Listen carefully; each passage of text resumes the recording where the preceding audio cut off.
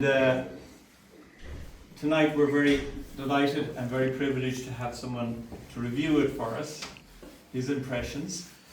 Before he does that, I want to just thank our Town Hall Committee, especially Paul Dunning, and I'd also like to mention a word of thanks to the Chris Harper and all that are involved with the printing. I'd also like to mention a thanks to the committee here.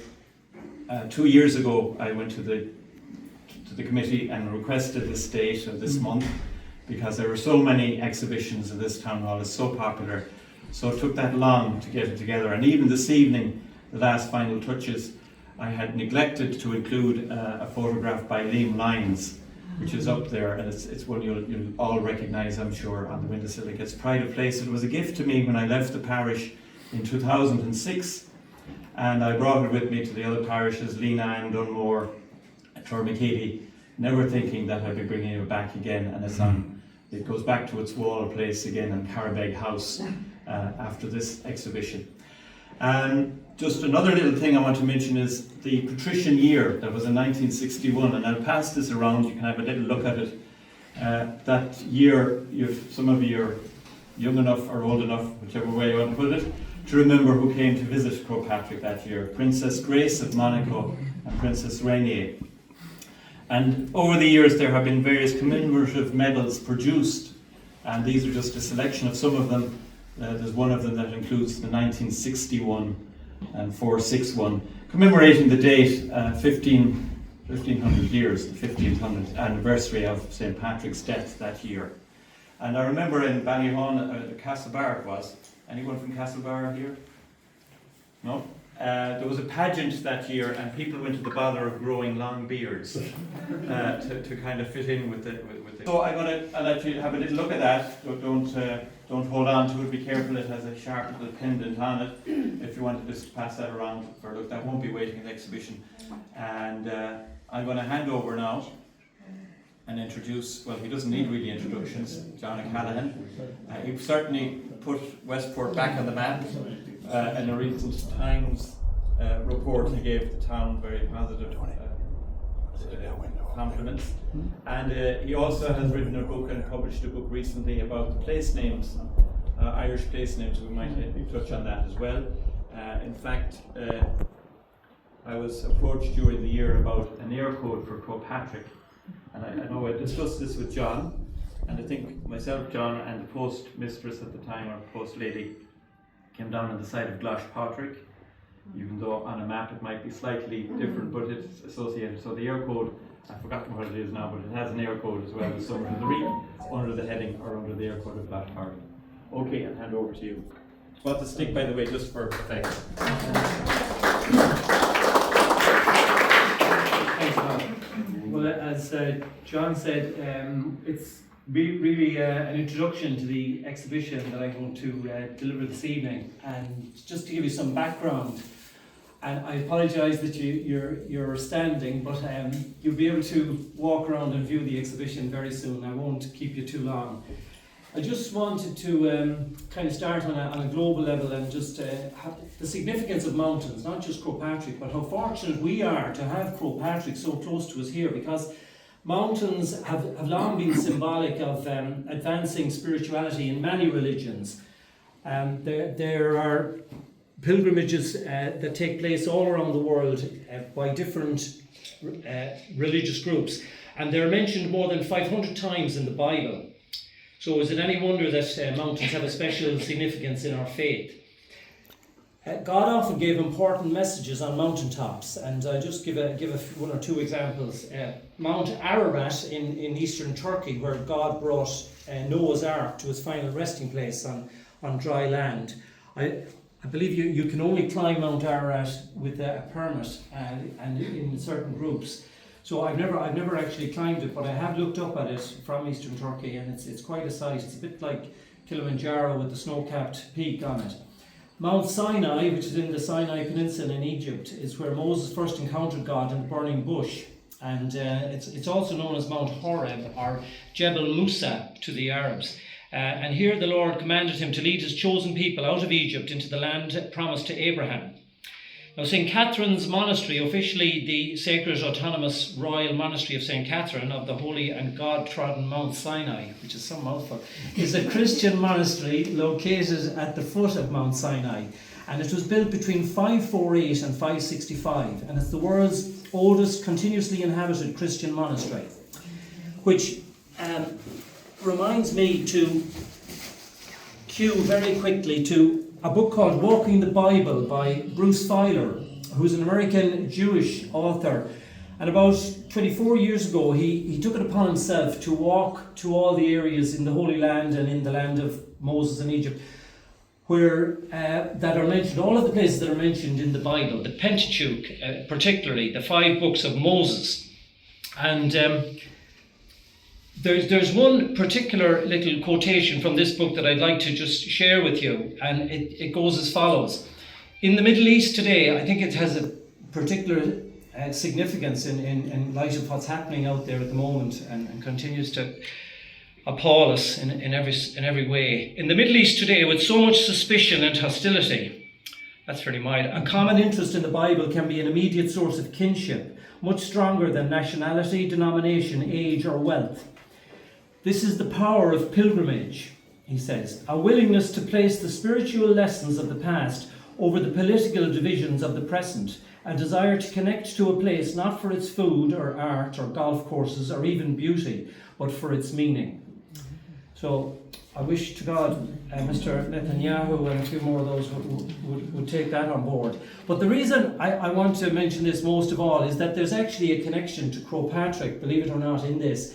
In that when Feiler arrived at Mount Sinai, at St. Catherine's Monastery, round about page 240 of his 435 page book, who did he meet but Jerry Bracken? The late Jerry Bracken, who I'm sure you all know. And he says that he introduces Jerry in the book as being an Irish farmer. Now I know he was an agricultural advisor, but I suppose maybe that's how it got misinterpreted over there. But he had a great chat with Jerry anyway in the course of their meeting, and about the connection between the Coptic Christians and all of the isolated hermitages or disherts that we have, deserts that we have off the west coast of Ireland, from the Skellig right up to Inishglora and beyond. And I apologise now if I'm kind of straying out onto islands now and getting away from the topic of mountains. But in the Holy Land, you also have Mount Carmel, Mount Tabor, the Mount of the Beatitudes, the Mount of Olives, and several more that I'm sure you all have heard about at some stage or other. But the other mountains that I would be familiar with, there's one in Tibet called Mount Kailash, which is sacred to 4 religions, Hindu, Buddhist, Jains and Bons. And they make a 3-day pilgrimage around this mountain, sometimes on their knees. And it's so holy to all of these religions that nobody is allowed onto the mountain. They're just allowed to go around it. So, bringing it more closer to home then, the County Clareborne philosopher and poet John O'Donoghue calls mountains huge contemplatives and gestures of transcendence in his best-selling book on Croagh. And there's an ethereal quality to mountains, he says, an unearthly, incomparable grandeur that humbles and renews the spirit. We climb them because they are there, and we contemplate their beauty and majesty, and we are uplifted both literally and metaphorically in the process. We know this very well because in Ireland we're blessed with numerous pilgrim mountains as well, from Slemish or Slieve Mish in County Antrim, and Slieve Donard, which, believe it or not, was also a pilgrim site, but unfortunately pilgrimage to St. Donard fell out of favour about 100 years ago. And we also have our own Camino or Tucker of Porrick, all the way from the northeast Slemish Mount, Slieve Mish, onto Downpatrick and via Slane and Cashel and Croagh and Lough. And recently the Tucker Forrick, which originates either in Ballintubber or Ball, whichever point you wish to start from, has also been extended further eastwards now to Rathcroghan in County Roscommon, with the launch of the Thornbow Flehish guidebook just last weekend in Ennisco House, which of course is celebrating an Irish myth of the cattle raid of Mayo. But there are lots more pre-Christian sites around Croagh that are represented in some of the exhibits here today. The one I'd like to point out in particular, it's in the window just down there, and it's the Bohe Stone in Callaghan, which of course, as you know, Jerry Bracken was instrumental in discovering the rolling sun phenomenon down the side of Croagh from the Bohe Stone on 2 days in the year. And you also have the stone alignment in Callaghan, which lines up with the winter solstice, the winter sun on Croagh. Right up to the present, the Irish Uplands Forum only late last year brought out a story map of Croagh, which has it has a wealth of information, really, from geology to archaeology to the whole question of pilgrimage and all aspects of Croagh, including the arts, which of course was represented most beautifully by Liam Lyons and all of the successors whose photographs are in the exhibition here. And also the ceramicist and painter Anthony O'Brien, whose piece is also in the same windowsill as Liam's photograph, just in the outer section of the hallway there. The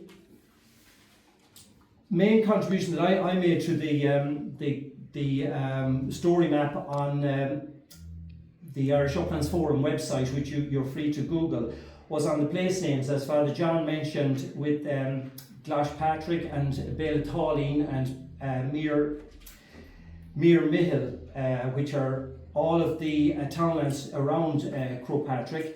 Moreish is a sea marsh, and as you know, Croagh was originally called Croagh Agil, or Agil's Mountain, or Agil's Peak. The experts claim that Agil is a personal name, a man's name, but to this day it's always associated with the eagle, and Baron Mount Eagle was one of the titles that Lord Sligo used in the past. The Morrisgabby itself then is located in Carrickeel, on Carrickeel, the narrow quarter. So, and Bealtaline, which stretches right up from the base of the mountain at Bohern Mesa, the Road of the Dishes, alongside Campbell's Pub, means the mouth of the Little Sea Inlet. So, just before I finish, I'd like to just read a contemporary version of St. Patrick's breastplate, and it goes as follows: I arise today through a mighty strength, the invocation of the Trinity, through belief in the threeness, through confession of the oneness of the Creator of creation. I arise today through the strength of Christ's birth with his baptism, through the strength of his crucifixion with his burial, through the strength of his resurrection with his ascension, through the strength of his descent for the judgment of doom. I arise today through the strength of the love of the cherubim, in the obedience of angels, in the service of archangels, in the hope of resurrection to meet with reward, in the prayers of patriarchs, in the predictions of prophets, in the preaching of apostles, in the faith of confessors, in the innocence of holy virgins, and in the deeds of righteous men. I arise today to the strength of heaven, the light of the sun, the radiance of the moon, the splendour of fire, the speed of lightning, the swiftness of wind, the depth of the sea, the stability of the earth, the firmness of rock. I arise today through God's strength to pilot me, God's might to uphold me, God's wisdom to guide me, and God's eye to look before me. And the final verse goes, I arise today through a mighty strength, let's repeat again, the invocation of the Trinity, through belief in the threeness, through confession of the oneness and of the Creator of creation. Amen. And I wish you many minutes, or several minutes of enjoyment in looking at the exhibition here. Okay, thank you.